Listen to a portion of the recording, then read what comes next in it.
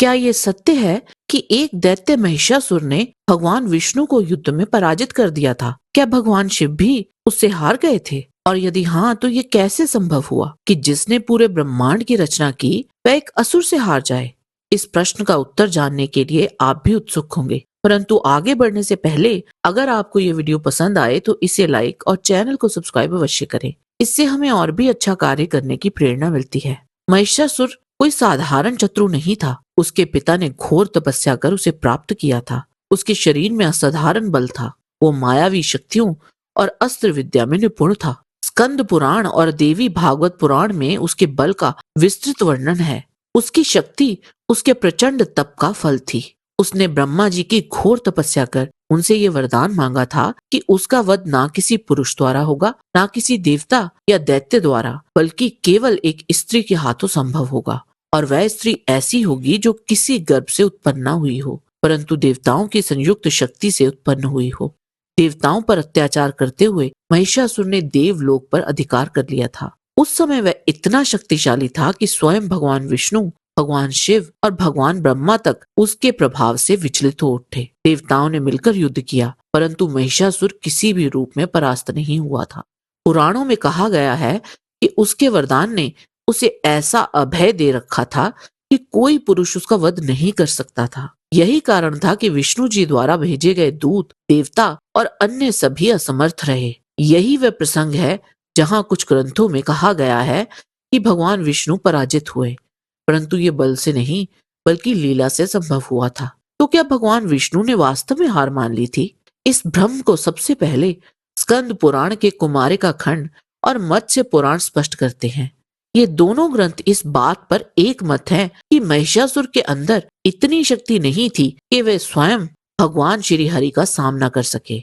यह महिषासुर अपने बड़े मुख को खोलकर गरुड़ सहित अच्युत श्री हरि को निगलना चाहता था। तो प्रभु ने क्या किया? क्या वे घबराए? नहीं, प्रभु ने उस दैत्य के अभिप्राय को जानकर अपने दिव्यास्त्रों और मंत्रों से उसके मुख को भर दिया। महिषासुर एक पहाड़ की तरह घायल होकर पृथ्वी पर गिर पड़ा और उसका आधा शरीर वहीं कट गया।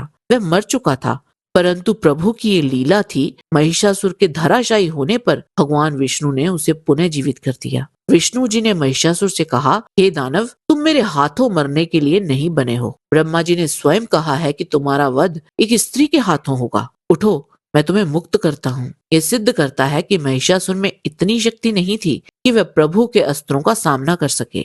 भगवान विष्णु ने उसे पराजित किया, परंतु अपने ही विधान और वरदान का मान रखने के लिए उसे जानबूझकर जीवित छोड़ दिया। ब्रह्मा जी के द्वारा दिया हुआ वरदान एक धर्म नियत विधान है। देवता स्वयं धर्म नियमों के अधीन है। यदि ब्रह्मा जी ने किसी नियम के रूप में कहा कि उस दैत्य का अंत केवल स्त्री शक्ति द्वारा होगा, तो देवताओं का उसको उल्लंघन करना धर्म विद्रोह माना जाता।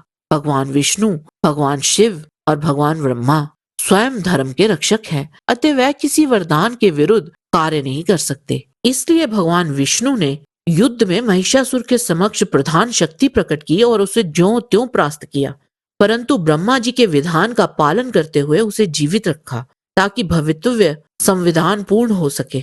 अनेक पौराणिक घटनाएं केवल ऐतिहासिक घटनाएं नहीं होती, वे दैवीय उद्देश्य की पूर्ति हेतु आयोजन की गई घटनाएं होती हैं, ताकि धर्म की पुनर्स्थापना, शक्ति की महिमा और उपदेशात्मक अर्थ स्थापित हो सके। देवी दुर्गा का आविर्भाव होना निश्चित था। ये संपूर्ण घटनाक्रम एक महान योजना थी। ब्रह्मा जी के वरदान का सम्मान होना, समस्त देवों की शक्तियां एकजुट होना, आदि शक्ति माँ दुर्गा का उन सभी संयुक्त शक्तियों के रूप में प्रकट होना और नारी शक्ति की सर्वोच्चता और महिमा का स्थापित होना। प्रभु चाहते थे कि महिषासुर मर्दनी के रूप में ये श्रेय और ये धर्म स्थापना का कार्य माँ जगदम्बा के हाथों हो, जिनका अवतरण सभी शक्तियों का अंतिम सत्य था। भगवान विष्णु जी मोहिनी अवतार लेकर भी महिषासुर का अंत कर सकते थे, परंतु उन्होंने ऐसा नहीं किया, क्योंकि ये लीला आदि शक्ति के लिए लिखी गई थी। प्रभु श्री नारायण करोड़ों ब्रह्मांडों से भी विराट है। महिषासुर तो उनके सामने एक धूल के कण से भी छोटा था। यदि प्रभु चाहते तो उसे अपनी एक श्वास से ही समाप्त कर सकते थे। महिषासुर का पराजित होना और फिर क्षमा किया जाना, ये सब उस महान योजना का हिस्सा था जो अंततः धर्म की रक्षा और माँ दुर्गा की सर्वोच्चता को स्थापित करने के लिए रची गई थी। वास्तविकता ये है कि प्रभु का कोई शत्रु नहीं है।